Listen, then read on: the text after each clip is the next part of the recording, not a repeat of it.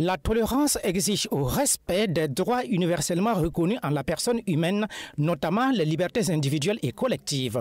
Mais du point de vue international, cette tolérance semble être un vain concept, révèle le président de l'association pour la tolérance religieuse et le dialogue intercommunautaire reçu sur le plateau du DEJ Matinal Info. Si dans la dynamique des sociétés, il y a parfois des flux et des reflux sur cette question, les enjeux politiques des États sont un frein à la tolérance, souligne Isaka Suruema, faisant cas de la crise russo-ukrainienne. Le contexte dans lequel se trouve la Russie est tel que, au niveau, par exemple, de l'OTAN, le travail, n'est-ce pas, se faisait pour se rapprocher le plus possible, en fait, de la Russie.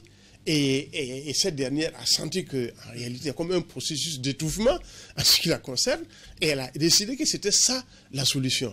Ce qui est discutable. Sur la question de la crise israélo-palestinienne, l'ancien ministre burkinabé chargé des affaires religieuses et coutumières estime qu'il y a un manque de volonté de la part des parties concernées. Et la résolution de cette question relevant du droit international doit être un apport important dans la paix mondiale, a-t-il indiqué. En 1948, je pense qu'il y a 229 ou 230 résolutions, par exemple, concernant la question palestinienne.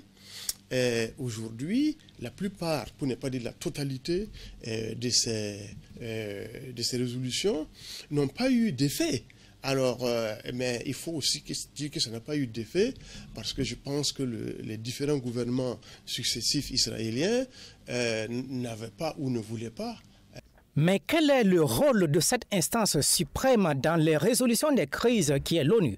Même si des efforts sont faits, l'ONU n'est pas un gouvernement mondial et ne peut imposer quoi que ce soit à un gouvernement.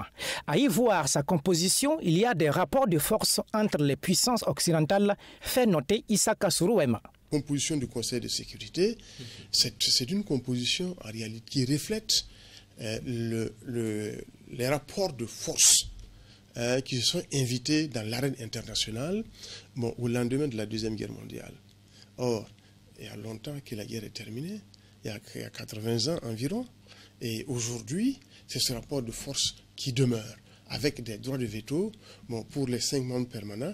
En ce qui concerne le volet sous-régional et notamment pour le Burkina Faso en particulier, ces choix existent bel et bien.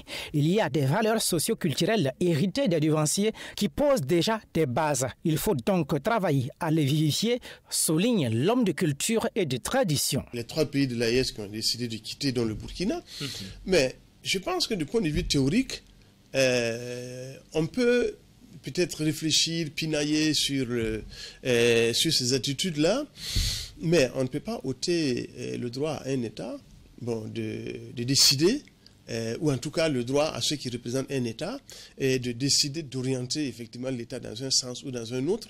Chaque 16 novembre est célébrée la Journée mondiale de la tolérance.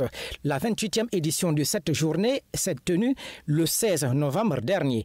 Malgré cette décision de l'UNESCO du respect des droits humains depuis 1996, cette tolérance tant souhaitée n'est pas à l'ordre du jour au regard des enjeux géopolitiques, stratégiques et économiques internationaux.